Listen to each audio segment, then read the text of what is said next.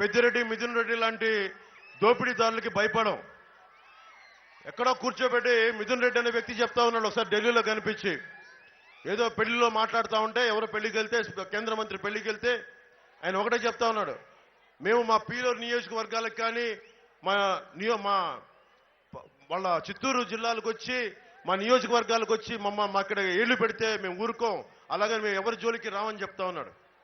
అంటే ఎవరు మాట్లాడకూడదు వాళ్ళకి, కానీ వాళ్ళు వచ్చి ప్రతి జిల్లాలో ఏళ్లు పెట్టచ్చు. మిథున్ రెడ్డి వచ్చి తూర్పుగోదావరి జిల్లాలో ఏళ్లు పెట్టచ్చు, మిథున్ రెడ్డి వచ్చి పశ్చిమ గోదావరి జిల్లాలో ఏళ్లు పెట్టచ్చు. మనం వెళ్ళి మాట్లాడకూడదు అక్కడ. మిథున్ రెడ్డికి ఒకటే చెప్తున్నా, మిథున్ రెడ్డి గారికి, పెద్దిరెడ్డి గారికి, జగన్ గారికి ఒకటే చెప్తున్నా, ఇది మేం భయపడే వ్యక్తులం కాదు, ఇది జనసేన. ఇది మీరు ఒక చెయ్యి ఎత్తితే మేము 1,00,000 చేతులు ఎత్తుతాం, గుర్తుపెట్టుకోండి.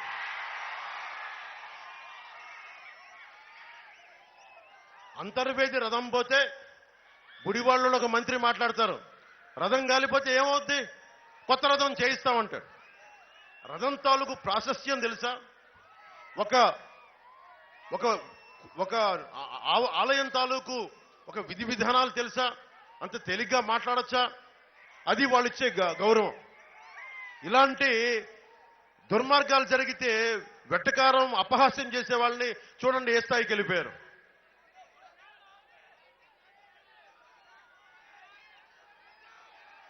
అలాగే వశిష్ఠ వారధి సకినేటిపల్లి నుంచి నర్సాపురం వంతెన అనేది అందరి దాదాపు 40 సంవత్సరాల నుంచి కోరిక ఇది.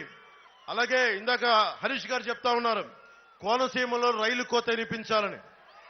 కోటిపల్లి నర్సాపురం రైల్వే లైన్ ని పూర్తి చేసే బాధ్యత మనం తీసుకుందాం. అలాగే దీనికోసం కొన్ని భూముల్ని తీసుకునే పరిస్థితుల్లో ఇందాక చూశాను, కొన్ని కొత్త ఇళ్లు కూడా నిర్మించుకున్నా, కొన్ని ఇళ్లు ఉన్నాయని. ఆ గ్రామాలకు ఇబ్బంది ఏదైనా ఉంటే స్వయంగా నేనే వచ్చి ఆ గ్రామాలకు వచ్చి నేను మాట్లాడతాను. మీకు నష్టపరిహారాన్ని సరైన రీతిలో ఇప్పించి, లేదంటే అవసరమైతే దాన్ని ఇంకొక వైపు మార్చే కూడా పరిస్థితిని మేము తీసుకుంటాం. కానీ ఎందుకంటే నేనే చెప్తున్నా, ఒకసారి లక్షలాది, ఉదాహరణకి